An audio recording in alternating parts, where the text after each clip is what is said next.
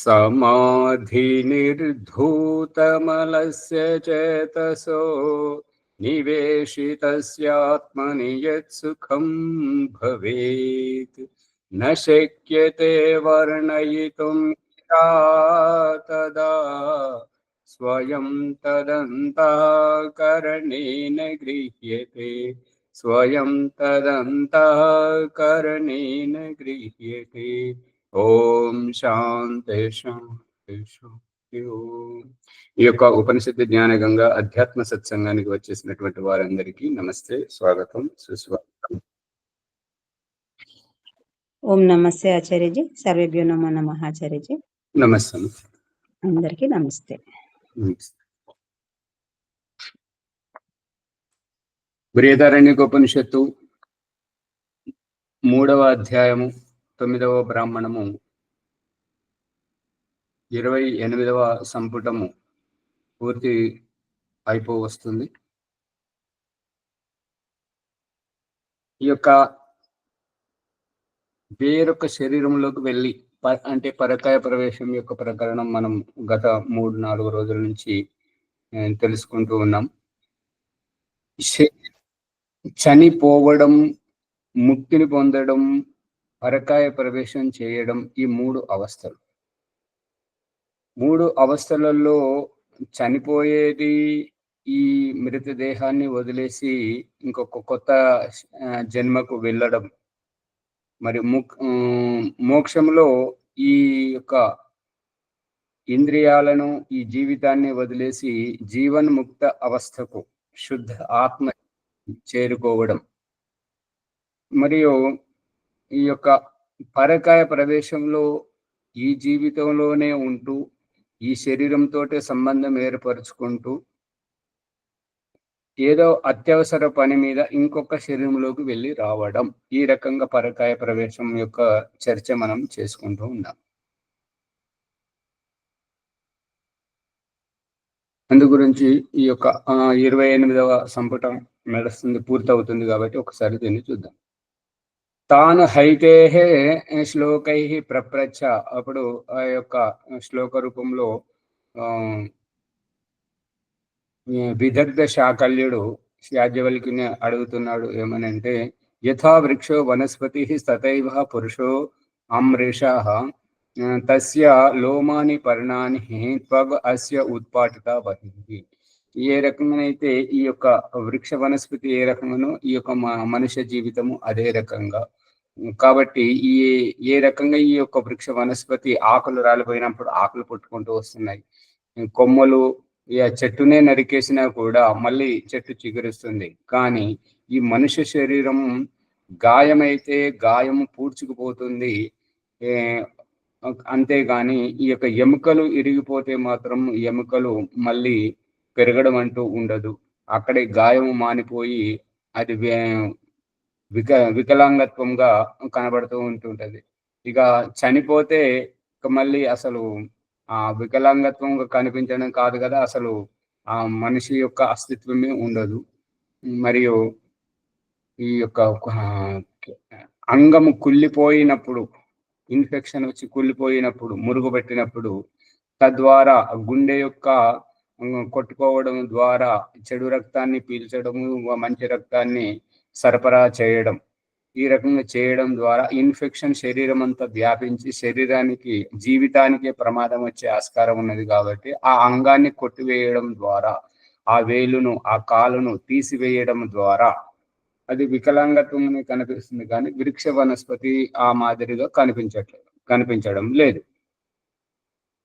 అనేటువంటి ప్రసంగాన్ని ఇక్కడ చెప్తున్నారు. త్వచ ఏవ అస్య రుధిరం ప్రస్యంధి త్వచ ఉత్పటః.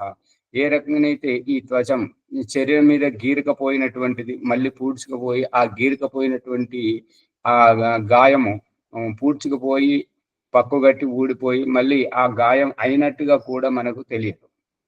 రుధిరం, రక్తం కారుతుంది ఆ గాయపడినప్పుడు. మళ్ళీ రక్తం ఆపేస్తే ఆ గాయము పూడ్చుకుపోతుంది, మనకు రక్తం కారినట్టుగా కూడా అనిపించదు. త్వచ త్వచ ఉత్పట, త్వచ అనేటువంటి ఉత్పట అంటే ఏదైనా గీరకపోయినప్పుడు ఆ పొరలు పొరలుగా లేచిపోతుంది, మళ్ళీ గాయము మానుకున్నప్పుడు మళ్ళీ యథాపూర్వంగా కనిపిస్తుంది. తస్మాత్ తదాహ త్రిన్నాన ప్రయతి, ఏ రకంగానైతే ఈ యొక్క త్వచము, రుధిరము, ఈ యొక్క చర్మం యొక్క పొరలు ఏ రకంగా ఊడిపోతుందో అదే రకంగా వృక్షం యొక్క పత్ర, అది ఆకులు, కొమ్మలు, చెట్టును నరికేసినా కూడా అది మళ్ళీ వస్తుంది. ఇది ఈ రకంగానైతే మన మానవ దేహంలో కనిపిస్తుంది. అంతేగాని ఇంకా మరి ఏ విధంగాను ఈ యొక్క మన చెట్టును పూర్తిగా నరికేస్తే చెట్టు ఎగురు పెట్టినట్టుగా మనిషిని చంపేస్తే అతడు బ్రతకడము అనేటువంటిది అసంభవం.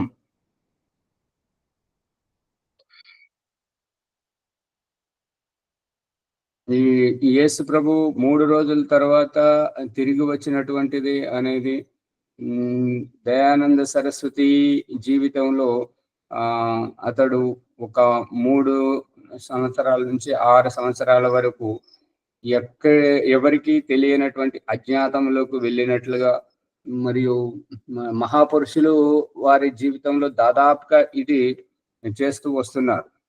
అంటే ఇది శరీరంతో ఉండి కనపడకుండా పోవడం అనేటువంటి ఉద్దేశం ఏంటంటే ఈ యొక్క సిద్ధుల ప్రకరణంలో ఉండి రావడం. ఇంకా దయానంద సరస్వతి గురించి ఈ జీవిత చరిత్ర రాసేటువంటి వాళ్ళు రాస్తున్నది ఏంటంటే అత్యంత ఉత్కృష్టమైనటువంటి తపస్సు చేయడానికి మనుష్య సంపర్కానికి దూరంగా వెళ్ళి వారు ఫలానా చోట ఈ రకంగా తపస్సు చేస్తూ ఉన్నారు, తపస్సులో లీనమై ఉన్నారు, మానవ సంపర్కంతో దూరంగా ఉన్నారు. కాబట్టి వారు ఆ కాలంలో ఏమి చేశారన్నది ఇంకొకరికి తెలియదు అనేటువంటిది అభిప్రాయం. ఈ యేసు ప్రభువు దాంట్లో కూడా ఏంటంటే చనిపోయిన తర్వాత 3 రోజులు చనిపోయిన తర్వాత 3 రోజులకు లేచి రావడం ఇది అసంభవం. లేచి రావడం అసంభవం. ఇక్కడ జరిగినటువంటి ప్రక్రియ ఏంటంటే సిద్ధుల ప్రకరణంలో వీళ్ళు పరకాయ ప్రవేశంతో ఈ దేహంతో సంబంధం ఉన్నను ఈ దేహంలో ఉండకుంటే వేరే దేహంలోకి వెళ్ళి ఈ రకంగా సిద్ధులను సిద్ధింపజేసుకుంటూ వారు మళ్ళీ లేచి రావడం.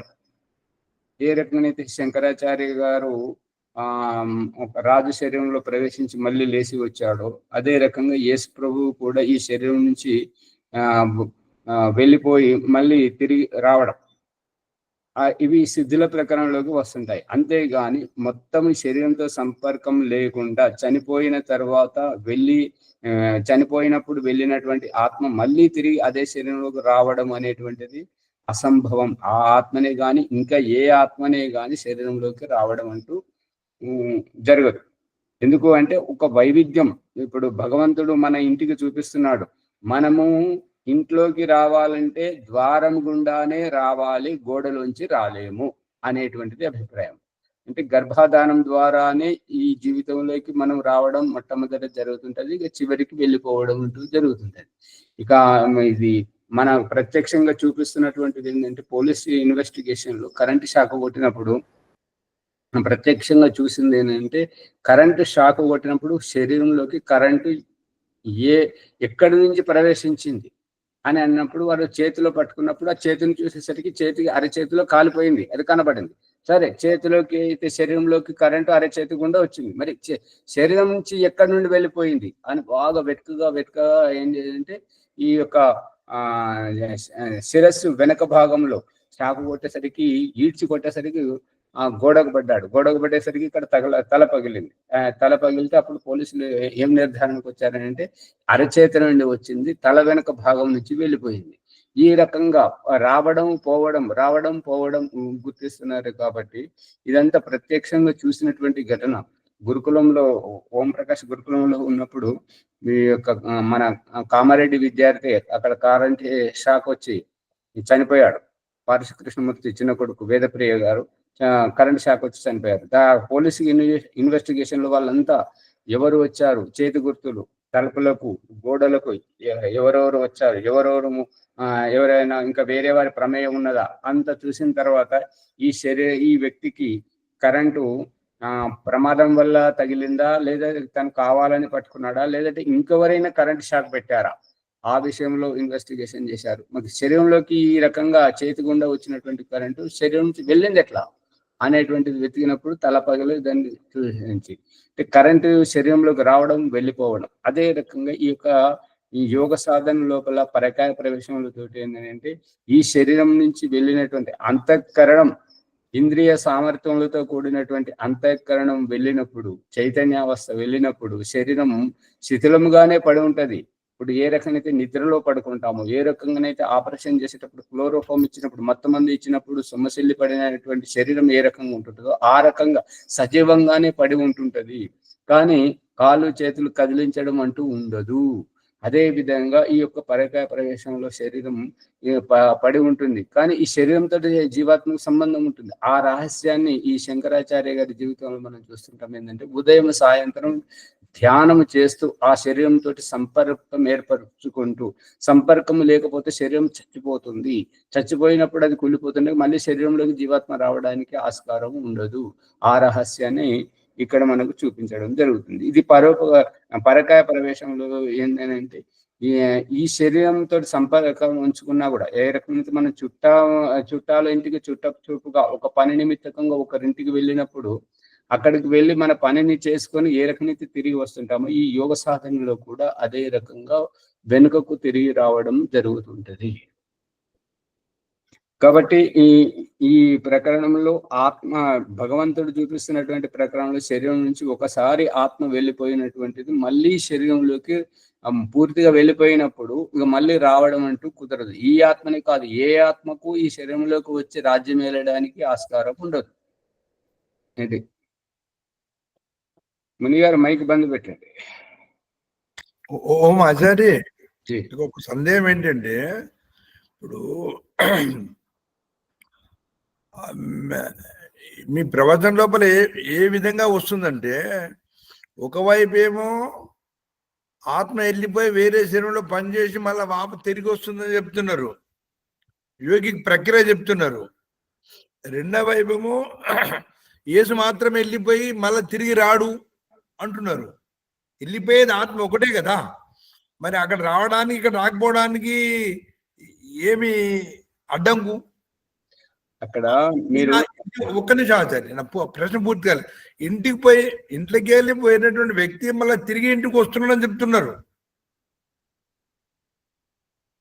తర్వాత పరకాయ ప్రపంచం చేసినటువంటి వ్యక్తి ఒక శరీరం నుంచి ఇంకొక శరీరంలోకి పోయి ఆడ పని చేస్తుంది, మళ్ళీ ఈ శరీరంలోకి వస్తుందని చెప్తున్నారు. అదే విధంగా యేసు ప్రభు కూడా రావచ్చు కదా. మణి గారు మీరు పూర్తిగా వినలేదు. ఓం ప్రకాష్ చెప్పడం జరిగింది, రికార్డ్ అయ్యి ఉంది, మీరు మళ్ళీ కూడా వినండి. యేసు ప్రభు తిరిగి రావడానికి కారణం, దయానంద సరస్వతి తిరిగి రావడానికి కారణం, మహాపురుషులు ఎవరెవరైతే వారి జీవితంలో కొంతకాలం అజ్ఞాత స్థితిలోకి వెళ్ళి మళ్ళీ జ్ఞాత స్థితిలోకి తిరిగి రావడం అనేటువంటిది ఏదైతే ఉందో ఇదంతా సిద్ధుల ప్రకరణానికి సంబంధించినటువంటిది. కానీ బైబిల్లో రాసినటువంటి ప్రకారం ఏ రకమైతే క్రైస్తవులు యేసుక్రీస్తు విషయంలో చెప్తున్నటువంటిది చనిపోయిన తర్వాత మళ్ళీ తిరిగి లేచాడు, చనిపోయిన వారిని బ్రతికిస్తున్నాడు, ఇది అసంభవం శారీరక విజ్ఞానం ప్రకారం.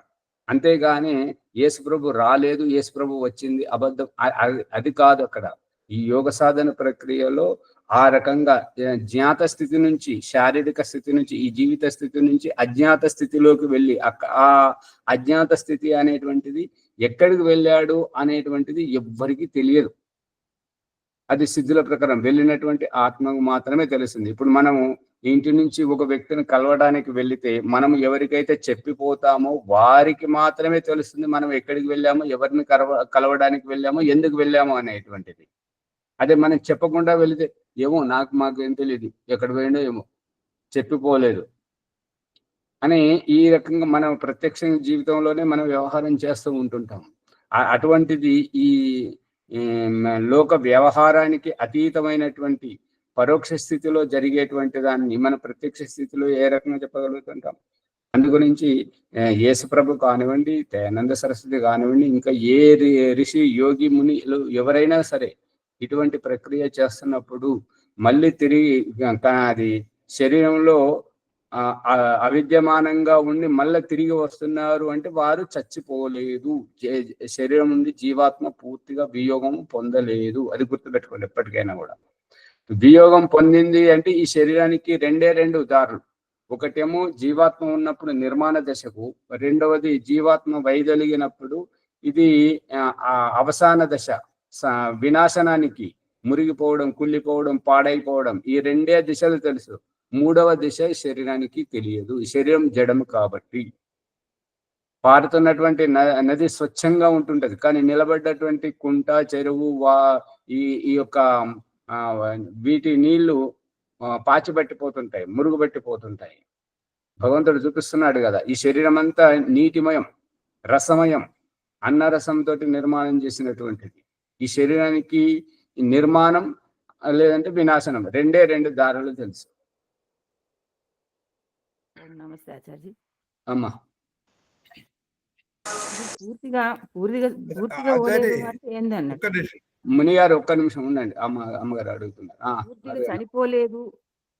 మా ఊర్లో ఒక ఆమె 75-80 ఏళ్ళు ఉంటది. తిప్పుడు గల్లం కాడికి పోగానే కొంచెం లేచి కూర్చున్నదట ఆమె. మరి పూర్తిగా పోలేదు జీవాత్మ అంటే ఎట్లా? అమ్మగారు సరైనటువంటి ప్రకరణాన్ని లేవనెత్తారు కాబట్టి ఇప్పుడు చెప్పాల్సి వస్తుంది. ఇక్కడ జరుగుతున్నది ఏంటంటే, మీరు ఇంకా టీవీలో చూసే ఉంటుంటారు, పేపర్లో చదివే ఉంటుంటారు. ఏంటంటే, చనిపోయేదని చెప్పిన తర్వాత తీసుకెళ్లి ఆ చితి మీద పెట్టి నిప్పంటించగానే సెగ తగిలిన తర్వాత లేచి కూర్చోగానే దయ్యం వచ్చిందని అంత భయపడ్డ సంఘటనలు మీరు విన్నారా లేదా? టీవీలలో వచ్చింది, చాలా సార్లు పేపర్లలో కూడా వచ్చింది. ఒక్కటి కాదు, అనేక ఘటనలు. ఇప్పుడు ఒక్కొక్క చోటనైతే ఇక వేడి నీళ్ళతో స్నానం చేసి పాడ మీద పెట్టి పాడ లేపుదామనేసరికి లేచి కూర్చున్నవారు. ఒకరేమో ఇక్కడే, ఇంకొకరేమో ఆ చితి దగ్గర నిప్పు సెగ తగిలిన తర్వాత లేచి కూర్చున్నటువంటి సంఘటనలు ఉన్నాయి. దీనికి కారణం ఏంటంటే, వారు ప్రగాఢమైనటువంటి మూర్ఛావస్థలోకి వెళ్ళారు, సుషుప్త అవస్థలోకి వెళ్ళారు, చనిపోలేదు. అందుకే ఇప్పుడు స్వామి ఓమానంద గారు జజ్జరి గురుకులం, హర్యానాలో జజ్జరి గురుకులం అని ఉన్నది. వారు ప్రయోగాలు చేస్తుంటారు. ఏంటంటే, పాము కరిస్తే చనిపోయాడు అంటున్నటువంటి వ్యక్తికి ఈ యొక్క నాడి పట్టుకుంటే నాడి కొట్టుకోదు, నాడి ఆగిపోయి ఉంటుంటది. ఆ వ్యక్తిని బ్రతుకున్నాడని తెలిసి ఏం చేస్తానంటే, బ్రహ్మరంధ్రం దగ్గర ఆ వెంట్రుకలు తీసేసి చూస్తే ఏంటంటే ఇటు కొట్టుకుంటూనే ఉంటుంది. అది చివరి దశ. అప్పుడు పెద్ద గోతి తీసి ఆ వ్యక్తిని ఆ గోతిలో కూర్చుండబెట్టి ఆవు పేడ మొత్తం కింద కూడా ఆవు పేడనే, చుట్టుపక్కల ఆవు పేడ వేసి అతన్ని కొద్దిసేపు ఆవు పేడలో ఉంచేసరికి ఏంటంటే ఆ ఆవు పేడ అనేటువంటిది విషాన్ని గుంజేస్తుంటుంటది. తద్వారా మళ్ళీ అతన్ని బ్రతికించడం జరిగింది.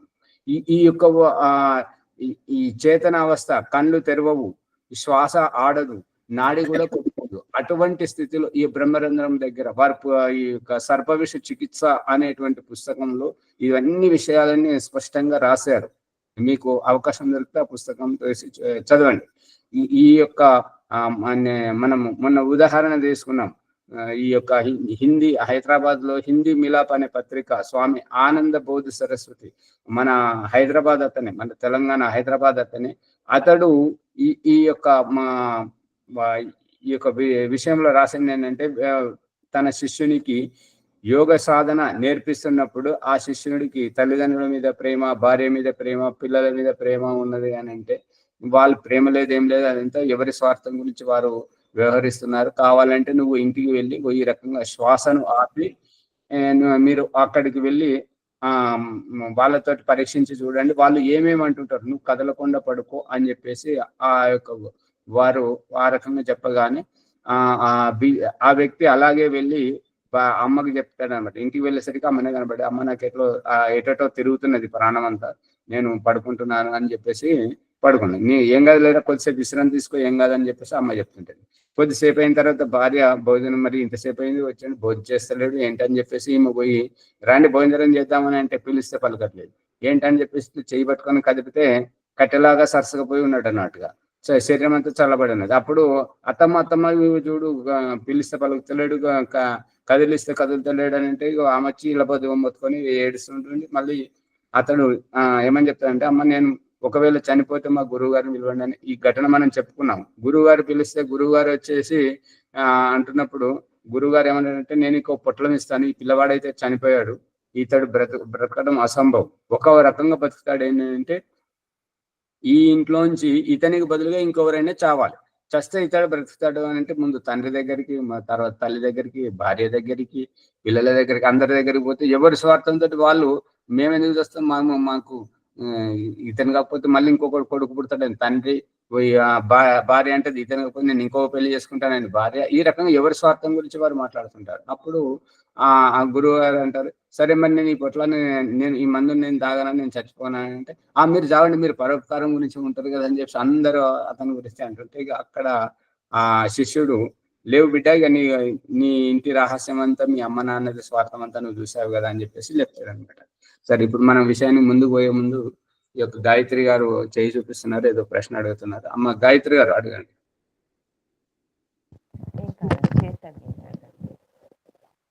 కెమెరా ఆన్లో పెట్టండి అమ్మా, రికార్డ్ అవుతుంది కదా, అందరూ చూస్తుంటారు, అడగండి.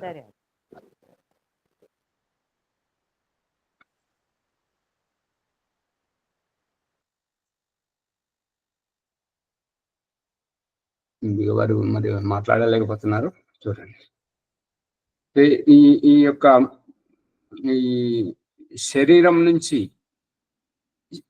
మూర్ఛ స్థితిలో ఉన్నప్పుడు మీరు సిబిఐ వాళ్ళు ఈ ఇన్వెస్టిగేషన్ కు వచ్చినప్పుడు, ఎలా చనిపోయారని వచ్చినప్పుడు వాళ్ళు నాడి చూడరు, నాడి చూసేది డాక్టర్ చూస్తాడు. ఈ పోలీసులు కనుక వస్తే వాళ్ళు ఈ మెడ దగ్గర ఈ నరాన్ని చూస్తారు, అది గుర్తుపెట్టుకోండి. ఈ మెడ దగ్గర ఈ నరాన్ని చూస్తారు, చూసి చనిపోయింది అని చెప్పేసి నిర్ధారణకు వస్తుంటారు. అయితే యోగలో ఈ నాడీది కాకుండా, ఈ మెడది నరం కాకుండా ఈ బ్రహ్మరంధ్రం చూసి వస్తుంటారు. ఈ సెగ తగిలినప్పుడు మూర్ఛపోయినటువంటి వ్యక్తి సెగ తగిలితే లేచి కూర్చోవడం జరుగుతూ ఉంటుంటది. అది మూర్ఛ వాళ్ళు మాత్రమే లేస్తారు, చనిపోయిన వాళ్ళు లేవరు, అది అసంభవం. ఇప్పుడు చనిపోయిన వాళ్ళు లేస్తే చనిపోయారనేటువంటి నిర్ధారణ వచ్చినట్టు ఎవరికైతే తెలుస్తుందో, ఇప్పుడు ఒక మనోరంజనం ఏంటంటే ఈ సందర్భంలో డాక్టరు వాళ్ళ ఇంటి వాళ్ళందరూ చనిపోయారని చెప్తున్నారు, ఏడుస్తున్నారు. అతను డాక్టర్ వచ్చి చూసి డాక్టర్ని పిలిస్తే డాక్టర్ కూడా చనిపోయిందని చెప్తే, డాక్టర్ నేను చావలేదంటే, డాక్టర్ నువ్వనేనా, నేను చెప్పాను కదా నువ్వు చచ్చిపో అని చెప్పేసి అంటున్నాను అన్నమాట. అది మనోరంజనం మాత్రం, ఇది చెప్పుకోవడానికి నవ్వుకోవడానికి కానీ వాస్తవికం కాదు.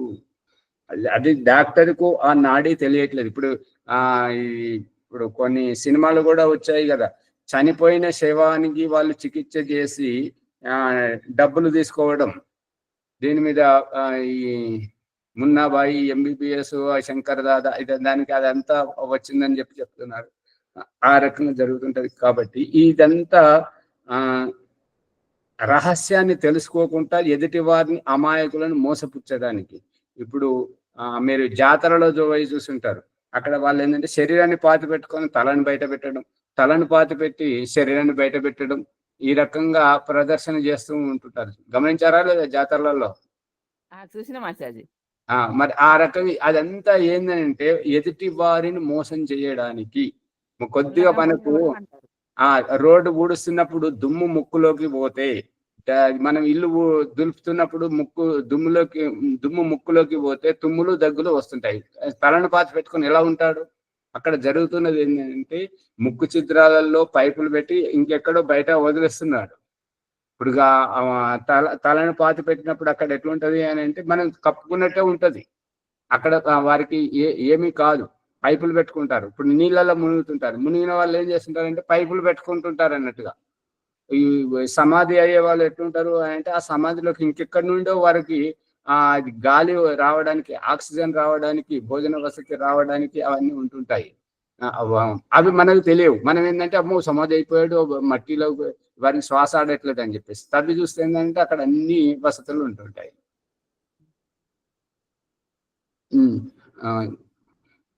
అంతేనా అమ్మగారు? ఇవన్నీ మనము సాధనలోకి వస్తే తెలుస్తాయి. యథార్థం వేరు, మనకు చూపెట్టి మనల్ని మభ్య పెడుతున్నటువంటిది ఈ కనికట్లన్నీ వేరు. అందుకని యథార్థం నమ్మాలి, ఈ యొక్క కనికట్లను ఏవి విశ్వసించకూడదు. అవునాచార్య, ధన్యవాదాలు. మునీజీ ఇప్పుడు చెప్పండి, మీరు ఏమన్నా. మునీజీ మీరిద్దరు తర్వాత మాట్లాడుకోండి. ప్రశ్న అడగాలంటారు, మరి ప్రసంగం పెట్టినాం కదా. సరే, వారు కాలక్షేపం చేస్తున్నారు, చూడండి. అయితే ఈ రూపకంగా యద్ వృక్షో వృక్ను రోహతి మూలా నా అవతరః పునః. ఇక వృక్షం ఏ రకమైతే వృక్న రోహతి అంటే కొట్టేసినటువంటి మొదల నుంచి ఏ రకమైతే రోహతి అంటే మళ్ళీ చిగురిస్తూ వృక్షము తన జీవం పోసుకుంటూ ఉంటుంటదో, మూలాన్న అవతర పునః, మనిషి జీవితాన్ని చంపేసిన తర్వాత మళ్ళీ మనిషి జీవితంలో ఈ ఎముకలు, కాళ్ళు చేతులు విరిగిపోవడం కానీ, కళ్ళు పోవడం కానీ, ఈ యొక్క మాట పోవడం కానీ, ఇటువంటివి పోయినాయి అంటే మళ్ళీ ఇంకొకసారి రావు. స్విన్ మృత్యునా వృక్న కస్మాన్ మూలాన్ ప్రరోహతి. ఇవి ఒకసారి మృత్యు వచ్చిన తర్వాత ఇవి ఏ రకంగా ప్రరోహతి, మళ్ళీ ఏ రకంగా చిగురిస్తుంది అనేటువంటిది. మర్చః స్విన్ అంటే మరణం అయిన తర్వాత, మృత్యునా వృక్న మృత్యు ద్వారా చనిపోయినప్పుడు, కస్మాత్ మూలాత్ ప్రరోహతి ఈ వృక్షం అనేటువంటిది ఏ రకంగా జరుగుతుందంటే దానికి ఊర్జ శక్తి లభించేటువంటిది, ఆహారం లభించేటువంటి సూర్యరశ్మి, వాయువు మరియు భూమి ఉర్వరకం అన్ని అందుబాటులో ఉన్నాయి కాబట్టి అది చిగురించడానికి ఆస్కారం ఉంది. అది పూర్ణ చైతన్య అవస్థలో లేదు, నిద్రావస్థలో ఉంటుంటది. ఇప్పుడు ఏ రకంగా అయితే మూర్ఛలో ఉన్నటువంటి వారికి డాక్టర్లు కత్తులు పెట్టి కాటు పెట్టి ఆపరేషన్లు చేస్తున్నా కూడా వారికి ఏ రకంగా అయితే తెలియదో, పంటి చికిత్స గురించి మొత్తం మంది ఇచ్చేసి సూదులతో గుచ్చినా కూడా మనకు నొప్పి ఏ రకంగా అయితే తెలియదో, ఆ రకంగానే ఈ యొక్క ఆకుకూరలు, పండ్లు, కూరగాయలు తిన్నటువంటి వారికి ఆ చెట్టు నుంచి తెప్పుకున్నప్పుడు చెట్టుకు బాధ అనేటువంటిది కలగదు. అందు గురించి ఈ యొక్క వృక్షంలో జీవాత్మ ఉన్నను సుఖ దుఃఖము అవి అనుభవించలేనటువంటి స్థితిలో ఉంటుంటాయి. కాబట్టి ఆ సూర్యరశ్మి, ఈ యొక్క గాలి, ఈ యొక్క భూమి యొక్క ఈ మూడిటి సంయోగంతో, నీటి సంయోగంతో ఈ యొక్క చిగురించడం అనేటువంటిది జరుగుతుంటది. రేతస ఇది మా వోచత జీవత తత్ ప్రజాయతే. ఈ రేతస్సు తోటి, ఈ రేతస్సు అనేటువంటిది ఈ శుక్ర రేతస్సులు, రేతస్సు అనేటువంటిది శ్రీశరీరం నుంచి యొక్క అండాశయం ద్వారా వస్తున్నటువంటిది. ఈ శుక్రానికి ఈ రేతస్సు సంయోగం ఏర్పడినప్పుడు మా ఓచత జీవత తత్ ప్రజాయతే, ఈ యొక్క రేతస్సు నుంచి జీవితం అనేటువంటిది మా అవోచత అది జన్మించడం అంటూ అసంభవము. శుక్రశోణితం ఈ యొక్క రజస్సు మరియు శుక్రం ఈ రెండింటి సంయోగంలో జీవత అంటే బ్రతికి ఉన్నటువంటిది, తత్ ప్రజాయతే ఆ యొక్క జీవాత్మయే పిండ రూపం దాలుస్తుంది. ధానారుహ ఇవ వృక్షో అంజస ప్రయత్య సంభవ.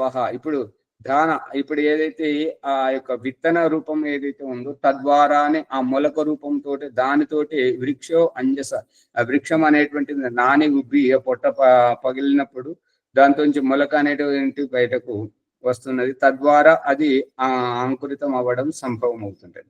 యత్ సమూలం ఆవృహేయు వృక్షం నా పునరాభవేత్. ఇప్పుడు కొన్ని వృక్షాలు ఏంటంటే ఒకసారి కొట్టేసినాయి అంటే ఇంకా అవి మళ్ళీ చిగురించడం అనేటువంటిది జరగదు. మర్చస్విన్ మృత్యున వృక్న కస్మాత్ మూలాత్ ప్రరోహతి. ఈ రకంగా చనిపోయినటువంటిది ఎందుకు ఒక్కొక్కసారి ఎందుకు చిగురించదు అనేటువంటిది, ఈ వృక్షాలు కొన్ని ఎందుకు జీవించవు అని అంటే వాటి యొక్క జీవనీయ వ్యవస్థ అనేటువంటిది కొన్ని ఆకులతోటి చిగురిస్తుంటాయి, కొన్ని కొమ్మలతోటి చిగురిస్తుంటాయి, కొన్ని వేళ్ళతోటి చిగురిస్తాయి, కొన్ని విత్తనాలతోటి చిగురిస్తుంటాయి. ఈ రకంగా వాటి వ్యవస్థ భిన్నంగా ఉంటుంటది. కాబట్టి ఏదైతే విత్తనం మీదనే ఆధారపడి ఉంటుంటుందో ఆ మూలం విత్తన మూలంతో ఉంటుంటుందో అవి మాత్రం చిగురించవు. ఏవైతే కొమ్మలు ఆకులతోటి చిగురించేటువంటి సామర్థ్యం కలిగి ఉంటుంటాయో అటువంటివి మాత్రం చిగురిస్తుంటాయి. ఇక మనుషుడు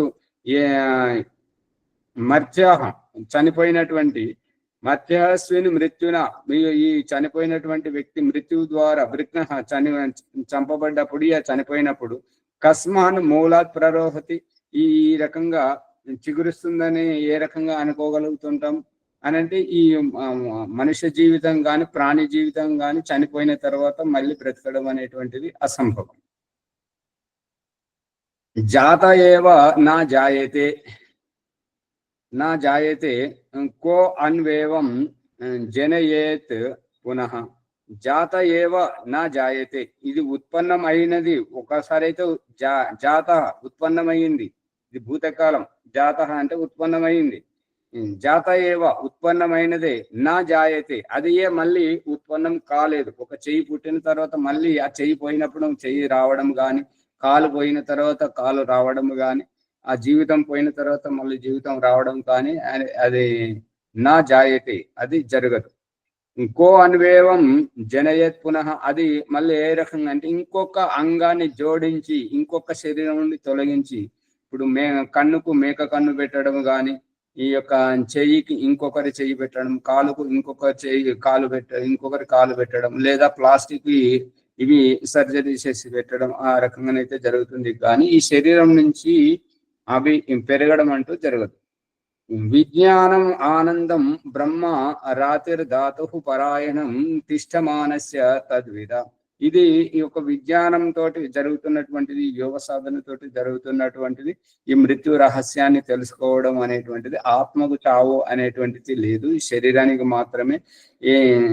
శరీరానికి కూడా చావు ఉండదు. చావు దేనికి అంటే జీవితానికి, జీవితమే శరీరానికి. ఈ ప్రకృతి మరి జీవాత్మకు మధ్యలో ఉండేటువంటిది జీవితం, జన్మ అనేటువంటిది. కాబట్టి ఆయుష్ అనేటువంటిది శరీరానికి కాదు, శరీరంలో కనబడుతుంది. శరీరంలో ఎందుకు ఆయుష్ కనబడుతుంది అని అంటే, శరీరం అన్నరసంతో ముడిపడి ఉన్నది. అన్నరసంలో ఈ కాలం ఎక్కడికి వెళ్ళి వచ్చిందంటే, అన్నము పండేదే కాలముతోటి. కాబట్టి ఆ కాలముతోటి వచ్చినటువంటి అన్నము, ఆ అన్నరసంతో తయారైనటువంటి ఈ శరీరము. కాబట్టి ఈ శరీరంలో ఆయుష్ కనబడుతుంది, కానీ శరీరానికి మృత్యువు కాదు. శరీరానికి ఆత్మకు మధ్యలో ఉన్నటువంటి ఆ సంయోగం జీవితానికి మృత్యు. ఇప్పుడు పోయేవాడు పోయిన తర్వాత కనబడేటువంటిది శవం. ఆ శవం అయితే దానికి మనం అంత్యక్రియలు చేస్తున్నాం. జీవాత్మ లేడు కాబట్టి అది మురిగిపోతుంది, కుళ్ళిపోతుంది. తద్వారా విషక్రిములతోటి సంక్రామక రోగాలు వచ్చి మనకు ప్రమాదం ఉన్నది. కాబట్టి మన ఆత్మరక్షణ గురించి అంత్యక్రియలు చేస్తున్నాం అంతే, కానీ అంత్యక్రియలు చేయాల్సినటువంటి అవసరం లేదు.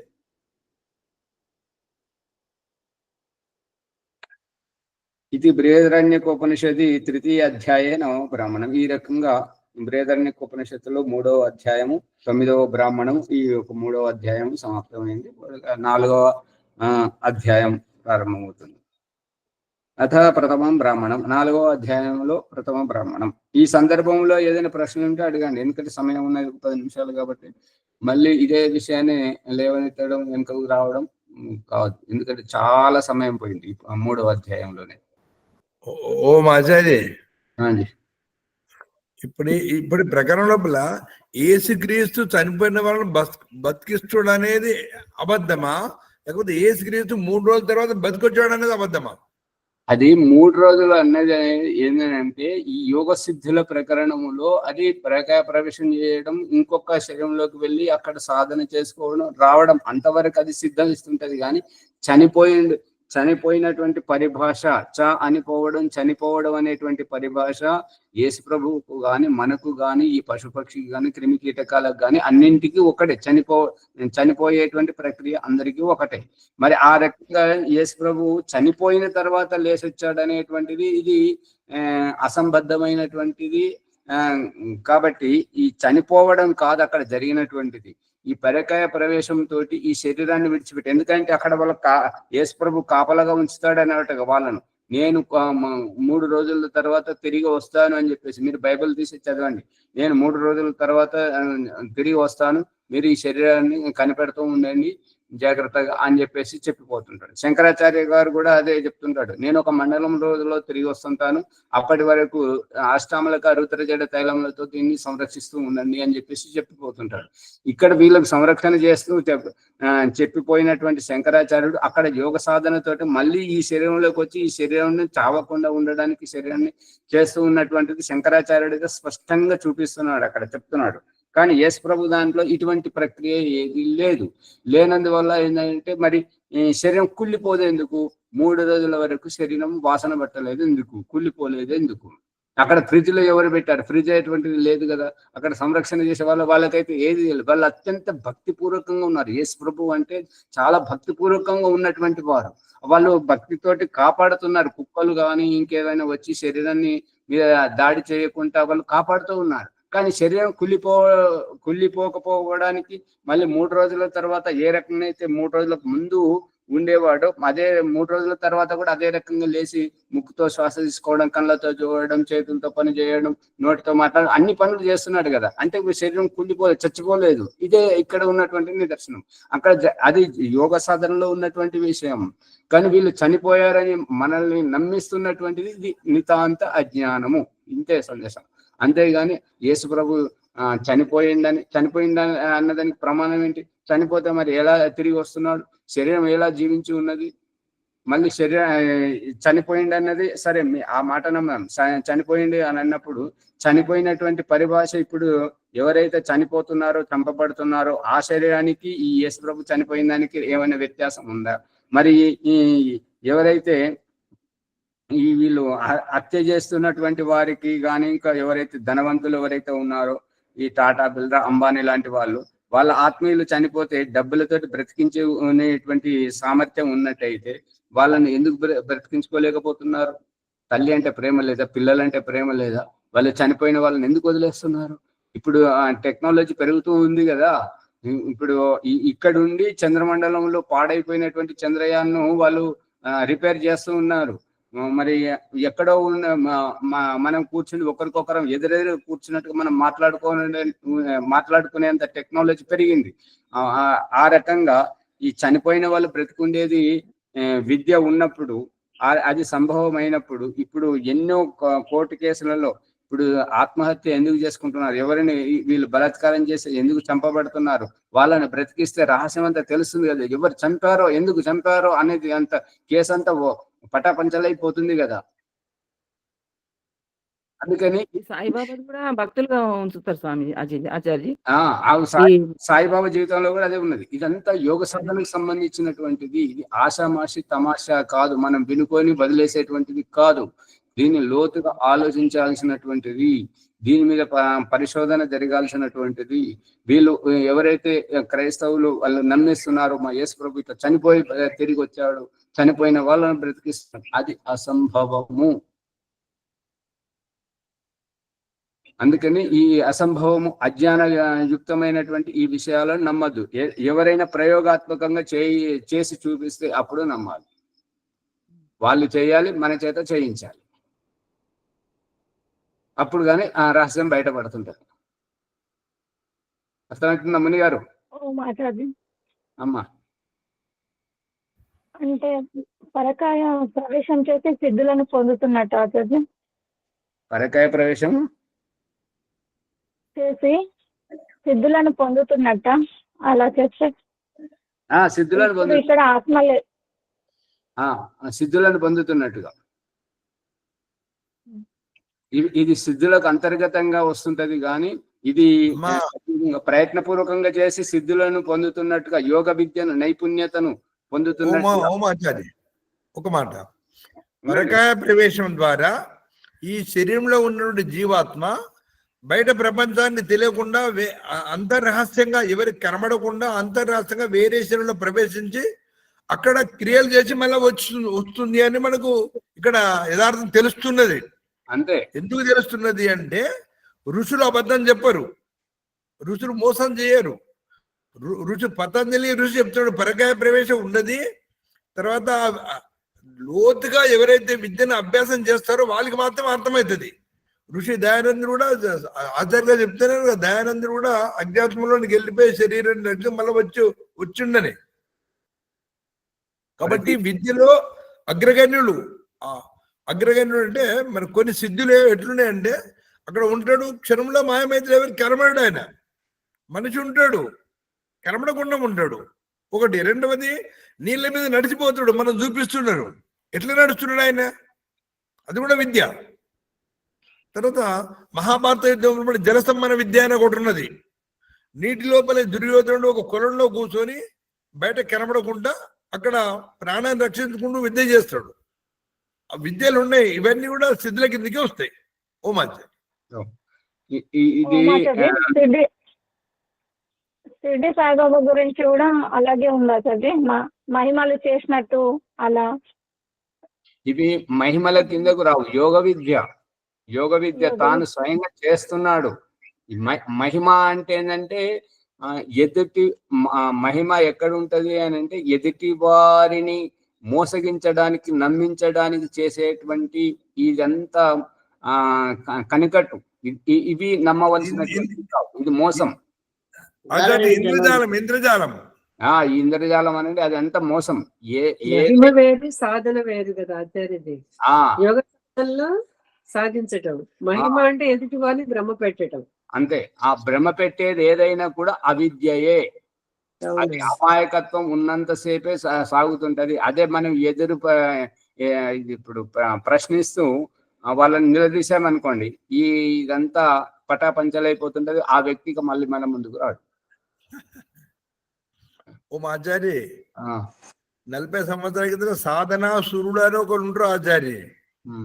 వారు గ్రామాన్ని తిరిగి ఇట్లా డబ్బులు అడుక్కుంటారు వాళ్ళ విద్యను చూపించి. అది వాళ్ళు ఏమంటారు, విద్యనే సార్ ఇది విద్యనే, కనకట్టు విద్య ఉంటది, నేను మీకు కనబడేదాన్ని ఒకటి చూపించేది ఒకటి మేము, అదే అంటే మాయాజాలం అని చెప్పడం అనమాట. ఇప్పుడు కోసం వచ్చిన విద్యను ప్రదర్శించటం. ఈ విషయంలో మనోరంజనం ఏంటంటే, ఒకటికి దుర్బుద్ధి పుట్టింది, చాలా అమాయకులు ఉన్నారు, వాళ్ళు ఇల్లు దోచుకోవాలనేటువంటిది ఆలోచన వచ్చింది. అయితే ఎట్లా చేయాలి అని అంటే ఆ ఊర్లోకి వీధి నాటకాలు ఆడేటువంటి అతను వచ్చాడు. తాడు కట్టుకొని గబగబా తాడు మీద నడవంతా ఆడెక్కడం అదంతా చూస్తున్నాడు. ఎక్కుతుంటే, అరే నువ్వు ఎంత సంపాదిస్తావు ఇదంతా చేశానంటే, ఏం వస్తుందండి, ఒక 200-300 రూపాయలు వస్తాయంటే, నీకు 2-3 వేలు ఇస్తా, లేదంటే 10,000 ఇస్తా అంటాడు. అంటే మరి నేను తీసుకుపోయిన చోటుకి వస్తామంటే వస్తాను. మరి నేను చెప్పినట్టు చేయాలంటే చేస్తా అంటాడు. అక్కడ ఇంటికి పోయిన తర్వాత మధ్యరాత్రి అతను తీసుకొని పోతాడు. ఇంటికి పోయిన తర్వాత ఈ పైప్ పట్టుకొని పైకి ఎక్కాను. సరే ఎక్కుతాను అన్నాడు. మరి ఎక్కువ అన్నాడు, నువ్వు డోలు కొడితే నేను ఎక్కుతా. అర్థమవుతుందా అమ్మలు? వాళ్ళది అంటే అది విద్య. వాళ్ళు డోలు కొడుతుంది, ఆ డోలుతోటే వాళ్ళు అభ్యాసం చేసారు. ఆ డోలు కొడితే వారికి ఉత్సాహం వస్తుంది. కానీ ఇక్కడ డోలు కొడతాయంటే వాళ్ళ ఇంటి వాళ్ళు లేస్తారు, చుట్టుపక్కల వాళ్ళు లేస్తారు, పట్టుకొని పంతారు. సాయిబాబా కూడా చేతుంటే భక్తయ్య అనుకున్నదని చెప్తుంటారు, విన్నాను. అందుకని ఈ కనికట్టులు ఈ మాయలు ఇవన్నీ, ఇప్పుడు నేను పేరు తీసుకున్న నష్టం ఏం లేదు. కాకపోతే ఏంటంటే యోగ సాధనలో చెప్పబడుతుంది ఏంటంటే, సమయం కూడా అయిపోతుంది కాబట్టి 1 నిమిషంలో పూర్తి చేస్తాను. ఈ యొక్క షట్చక్రాల గురించి ఒక యోగ గురువు ఏమో వాస్తవికంగా చెప్తున్నాడు. ఇంకొక యోగ గురువుకు ఆయనకు రాకపోయేసరికి ప్రజలను మోసగిస్తూ డబ్బులు కాజేస్తున్నాడు. కాబట్టి అతనికి ప్రజలను నమ్మిస్తే ఎక్కువ డబ్బులు వస్తాయని చెప్పేసి అతనికి తెలిసినప్పుడు, నీకు ఈ చక్రాలు కదిలిస్తున్నట్టుగా నీ శరీరంలో నీకు అనుభూతి కల్పిస్తుంటాం. ఎప్పుడైతే నీకు విశ్వాసం కలుగుతుందంటే అప్పుడు మీరు ఎంత డబ్బు అడిగితే అంత డబ్బు ఇస్తానని చెప్తున్నాడు. అయితే నేను కూర్చుండమని చెప్పేసి కళ్ళు మూసుకోమని చెప్పిన తర్వాత అతని వెనుకకు 2 వ్యక్తులు వచ్చారు.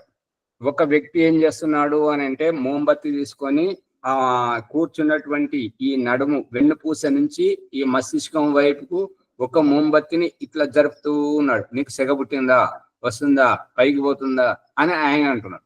ఇంకొక వ్యక్తి ఇంకొక మోంబత్తిని పట్టుకొని వచ్చేసి కొద్ది దూరంలో ఇట్లా వెలిగించి, ఇక్కడ ఎక్కువ సుర్రమంటుందా అంటే ఈ చక్రం నీకు కదులుతుంది అన్నమాట.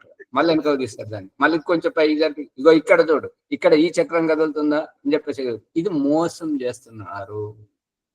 ఇది వాస్తవికం కాదు, ఇటువంటివి నమ్మకూడదు. వాళ్ళు చెప్పినటువంటిది మనం ఇంటి దగ్గరకు వచ్చి చేసినప్పుడు మనకు జరగాలి. మనం ఇంకా అడవిలో కూర్చున్నా, ఎక్కడ కూర్చుని చేసినా కూడా మనకు ఆ రకంగా జరిగినప్పుడు, దాని యొక్క లక్షణాలు కనబడ్డప్పుడు, ఆ సుర్రుమని కాలడం, ఇట్లా పైకి పాకినట్టు కనబడడం, అదొకటే కాదు, మన జీవన వ్యవహారం లోపల మార్పులు కనబడడం, అది వాస్తవికం.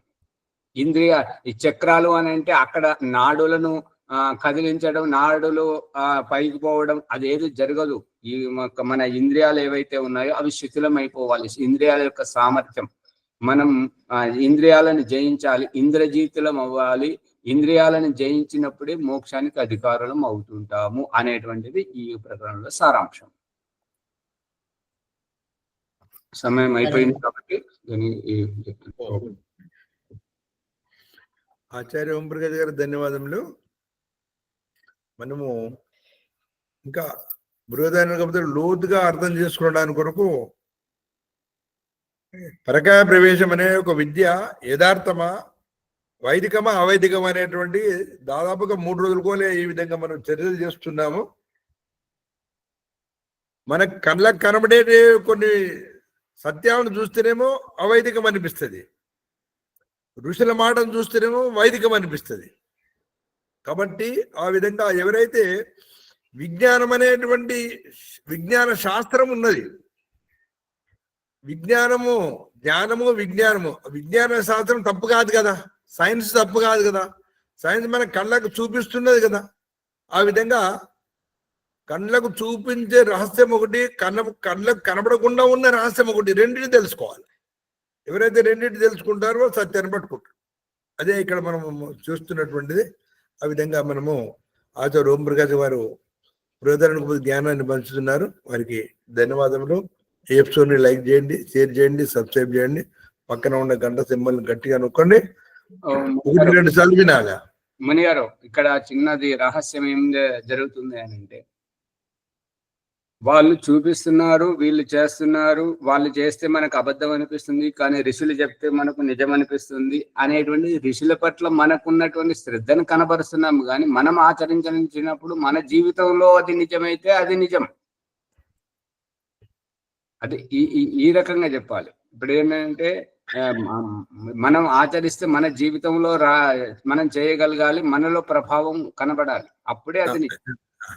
దాంట్లో ఉన్న రహస్యం ఏంటంటే, మనకు సమాజంలో 2 రకాల వ్యక్తులను చూస్తున్నాం. మనం మంచి చేసే వాళ్ళు ఉన్నారు, చెడు చేసే వాళ్ళు ఉన్నారు కదా. మంచి ఎట్లా ఉంది, చెడు ఎట్లా ఉంది ఎట్లా తెలుస్తుంది? నీ జీవితంలో వారి విద్యను ఆచరిస్తే తెలుస్తుంది. అది వ్యక్తిగత సాధనలో తెలుసుకుంటేనే తెలుస్తుంది అని.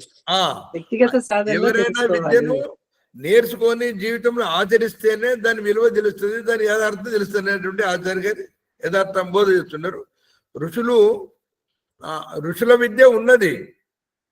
ఎందుకంటే జ్ఞానము, వేదమే జ్ఞానం కదా, జ్ఞాన భండారం. కాబట్టి ఆ జ్ఞాన భండారాన్ని ఉన్న బలంగా తెలుసుకోవడము ఈ జీవితాలు సరిపోవు. కాబట్టి ఎంత వీలైనంత జ్ఞానాన్ని పొందడము ప్రయత్నం చేసి, పొందిన జ్ఞానం జీవితంలో ఆచరించడం ద్వారా నీకు అనుభూతి దొరుకుతుంది. అది తెలుసుకోవాలి. ధన్యవాదములు.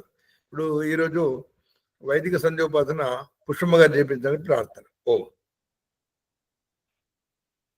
ఓం నమస్తే. సర్వేభ్యో నమో నమః. అథ వైదిక సంధ్య బ్రహ్మయజ్ఞము. ఓం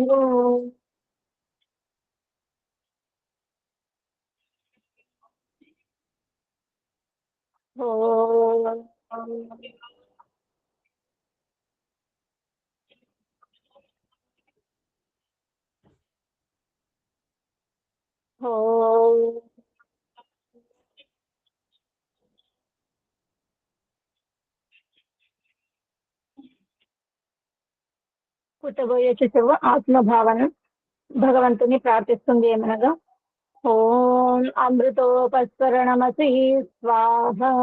ఓ అమృత స్వరూప, నా కోసం ఉపస్థానంగా పరుచుకున్నావా స్వామి, ధన్యురాలిని. ఓం అమృతాపిధానమసి స్వాహ. ఓ అమృత స్వరూప, నా ఆత్మరక్షణకై ఆకాశ దుప్పటివై ఆవరించావా స్వామి, ధన్యురాలిని. ఓం సత్యం యశః శ్రీర్మైత్రీ శ్రేతాం స్వాహో.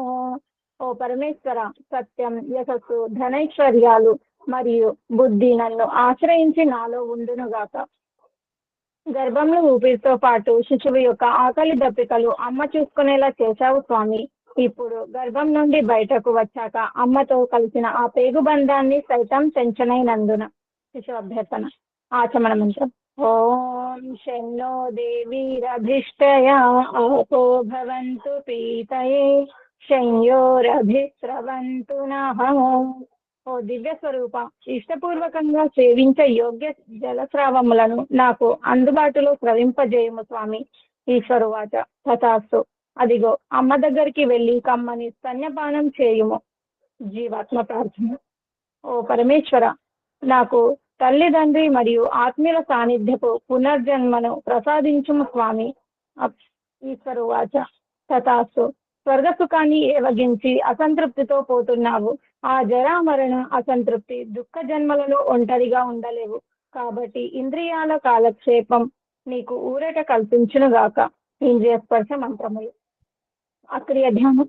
ఈ అక్రియ ధ్యానం అంటే ఏదైనా పని మీద కోరిక కలిగి చేయడం, ఆ పని చేసిన తర్వాత సంతృప్తి చెందడం. ఓం వాక్ వాక్.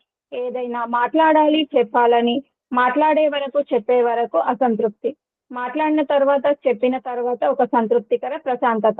అలాగే ఏదైనా పదార్థం చూడగానే తినాలి, తాగాలి అనే కోరిక. తిన్న తర్వాత సంతృప్తి చెందడం. ఓం ప్రాణః ప్రాణః. పీల్చుకున్న శ్వాసను వదలడం. అలాగే వదిలిన శ్వాసను పీల్చాలని, పీల్చుకున్న తర్వాత సంతృప్తి చెందడం. ఓం చక్షుః చక్షుః. ఇదేంటి, అదేంటి, ఇందులో ఏముంది, అందులో ఏముందని ప్రతిదీ చూడాలని అసంతృప్తి జీవితం. చూసిన తర్వాత సంతృప్తి చెందడం. ఓం శ్రోత్రం శ్రోత్రం. ఇది, అది, ఏదో వినాలనే తాపత్రయం. విన్న తర్వాత ఒక సంతృప్తి చెందడం. ఓం నాభిర్మే చిత్తం విజ్ఞానం. యజుర్వేదంలోనిది. ప్రారబ్ధ బుద్ధి జన్మకు భౌతికంగా నన్నొక వైపు దిగజారుస్తుంటే, మరొక వైపు ఈ మానవ జన్మలో పూజ, జపం, ఉపాసన, ధ్యానం అనే సందర్భాల పేరుతో పూజారి ఆచార్యుల ద్వారా నన్ను మెప్పించి నీ చెంతకు రప్పించుకోవడం చూస్తే మాటలు రావట్లేదు స్వామి. ఓం హృదయం. ఓ జగదీశ్వర, నీవు మా హృదయాలలోనే ఉంటూ మేము ఏదైనా తప్పులు చేస్తే భయంగాను, మంచి పనులు చేస్తే ప్రోత్సాహకంగాను ఇలా హెచ్చరిస్తూ ప్రేరణ కల్పిస్తావు స్వామి. ధన్యురాలిని. ఓం కంఠః. మణిహారం వలె అలంకృత 2 కంఠ ఎముకల మధ్యస్థానం. అన్న పానీయ శ్రావముల ఆవాగమన మరియు భావ వ్యక్తీకరణ అవయవ సాధనాన్ని తెలుసుకోవడం.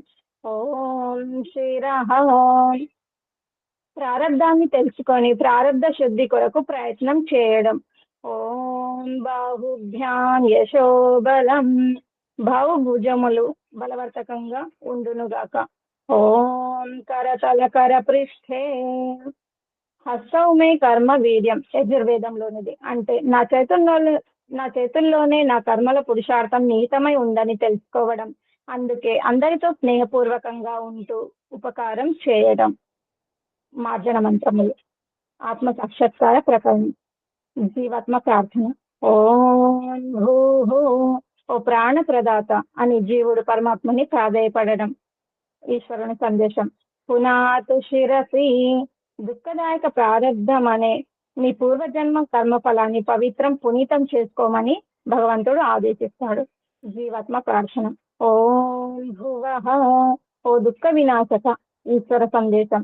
పునాతు నేత్రయోః. దుఃఖపూరితమైన జీవనం నుండి ఉపశమనం పొందడం.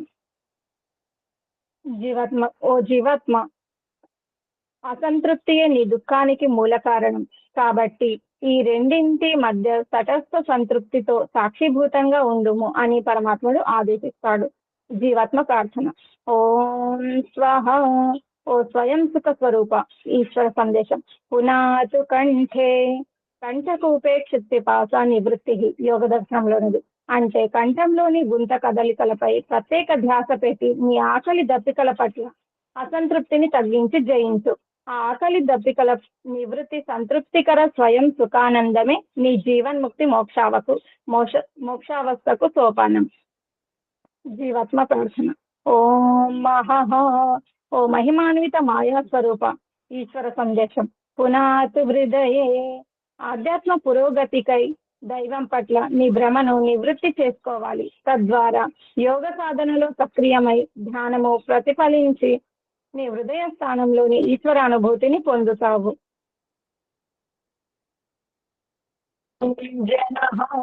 ఓ జగన్నాయక, ఈ జన్మ జరా మరణ అంతరార్థం ఏమిటి స్వామి?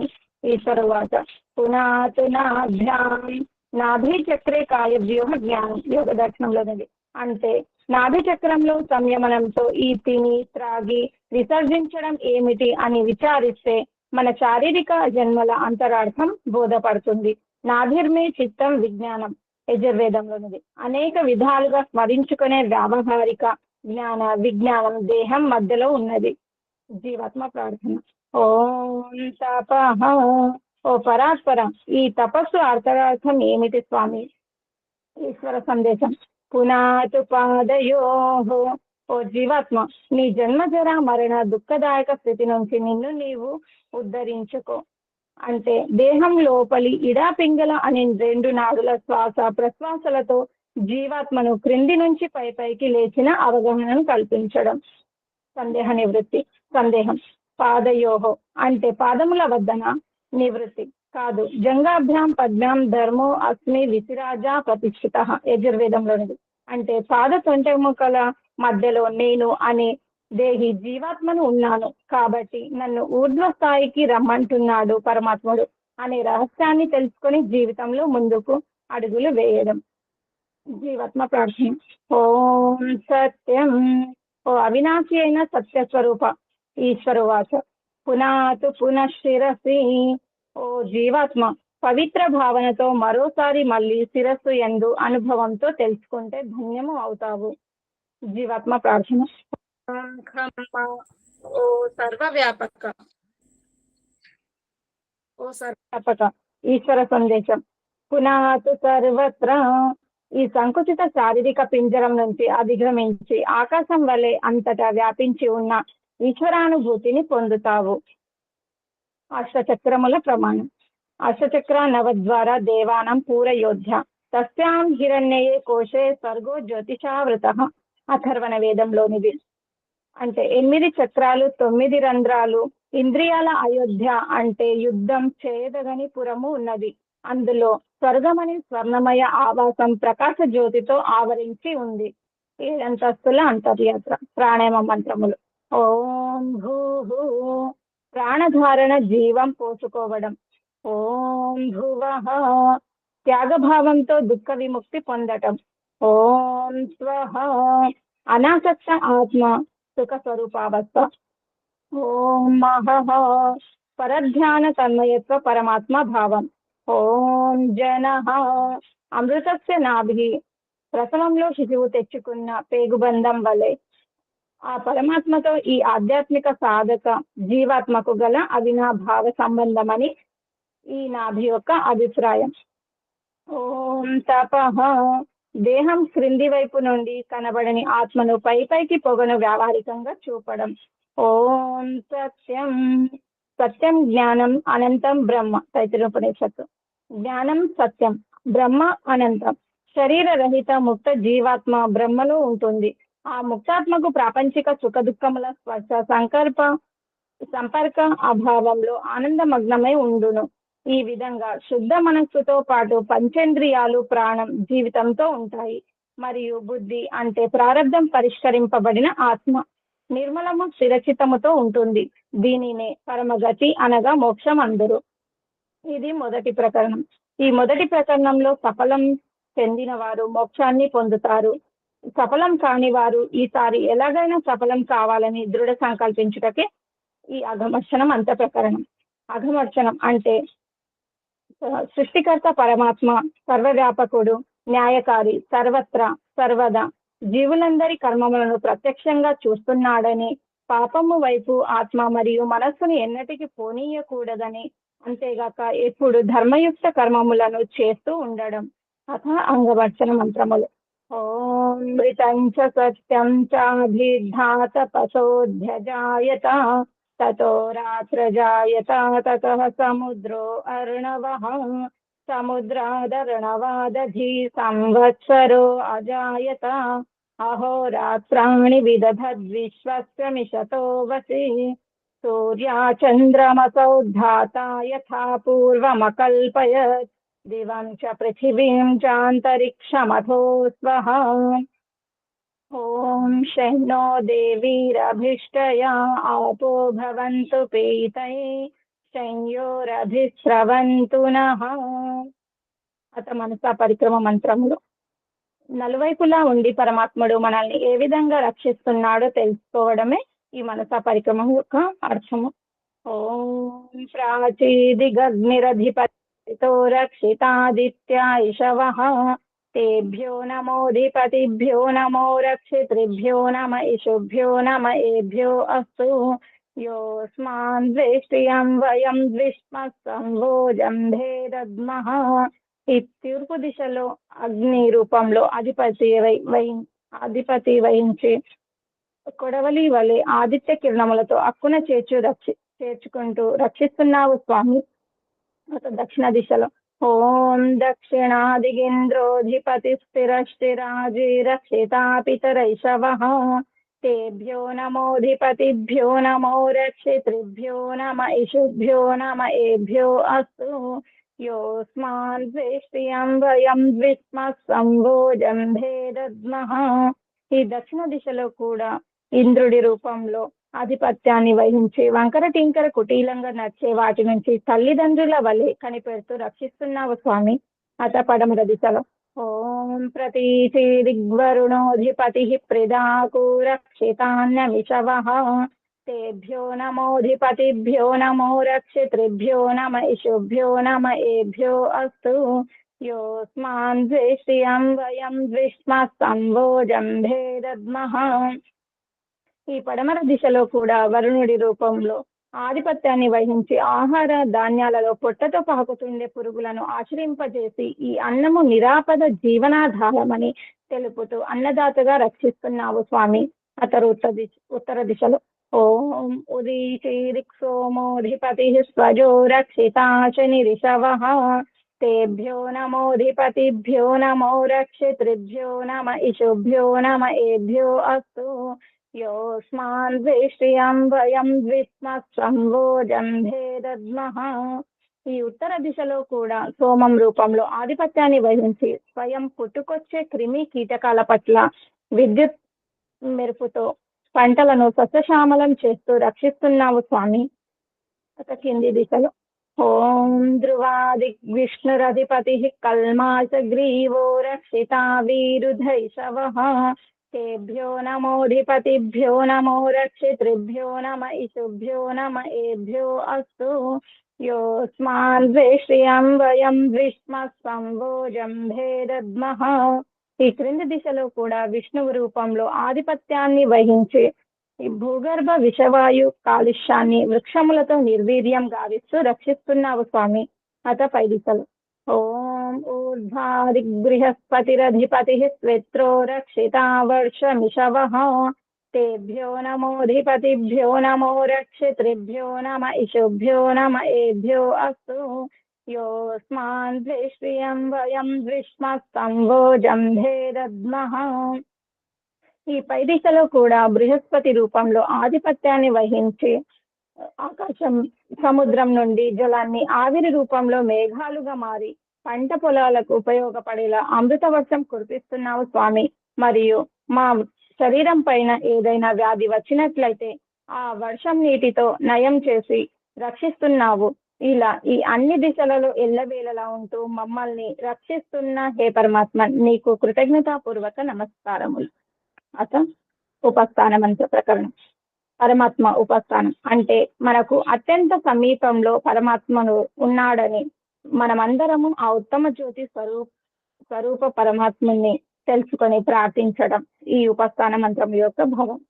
जातवेदसे सुनवाम सोममरातीयतो निदहाति वेदः स नः पर्षदति दुर्गाणि विश्वानावेव सिन्धुं दुरितात्यग्निः चित्रं देवानामुदगादनीकं चक्षुर्मित्रस्य वरुणस्याग्नेः आप्राद्या वा पृथिवी अन्तरिक्षं सूर्य आत्मा जगतस्तस्तु षष्ठ उदुत्यं जातवेदसं देवं वहन्ति केतवः दृशे विश्वाय सूर्यम् उद्वयं तमसस्परिस्वः पश्यन्त उत्तरं దేవం దేవత్రా సూర్యమగన్మజ్యోతిరుత్తమం. దీనితో రెండో ప్రకరణం పూర్తవుతుంది. ఈ రెండో ప్రకరణంలో కూడా సఫలం చెందిన వారు మోక్షం వైపు, సఫలం చెందని వారు ఈసారి ఎలాగైనా సఫలం చెందాలని పరమాత్ముని ప్రాయశ్చిత్త మంత్రంతో ప్రాధేయపడతారు. ప్రాయశ్చిత్త మంత్రం. ఓం చక్షుర్దేవహితం పురసా శుక్రముచ్చరత్ పశ్యేమ శరదః శతం జీవేమ శరదః శతం శృణుయామ శరదః శతం ప్రబ్రవామ శరదః శతం అదీనాః శ్యామ శరదః శతం భూయశ్చ శరదః శతాత్. ఓం షణ్ణో దేవీరభిష్టయా ఆపో భవంతు పీతయే శంయోరభిస్రవంతు నః. ఓం భూర్భువః స్వః తత్సవితుర్వరేణ్యం భర్గో దేవస్య ధీమహి ధియో యో నః ప్రచోదయాత్. హే రక్షక, సచ్చిదానంద స్వరూప, జగదుత్పాదక దేవ, నీ దివ్యం వరేణ్యమునైన శుద్ధ విజ్ఞాన స్వరూపమును మేము నిత్యం మా హృదయమున ధ్యానింతుము. మాకు సద్బుద్ధినిచ్చి సత్కర్మములు చేయునట్లు మా బుద్ధులను ప్రేరేపింపము. సమర్పణ భావంతో వేడుకోవడం. ఓ పరమేశ్వర దయానిదే, మీ కృప వల్ల జపోపాసనాది కర్మములను చేస్తున్న మేము ధర్మ, అర్థ, కామ మరియు మోక్షముల సిద్ధిని సత్వరముగా ప్రాప్తించుకుందుము గాక. నమస్కార మంత్రం. ఓం నమః శంభవాయ చ మయో భవాయ చ నమః శంకరాయ చ మయస్కరాయ చ నమః శివాయ చ శివతరాయ చ. ఓం షణ్ణో దేవీరభిష్టయా ఆపో భవంతు పీతయే సంయోరభిస్రవంతు నః. ఓం ఇతి వైదిక సంధ్య బ్రహ్మయజము. శాంతి పాఠ. ఓం ద్యౌః శాంతి అంతరిక్షం శాంతి పృథివీ శాంతి ఆపః శాంతి ఓషధయః శాంతి వనస్పతయః శాంతి విశ్వే దేవాః శాంతి బ్రహ్మ శాంతి సర్వం శాంతి.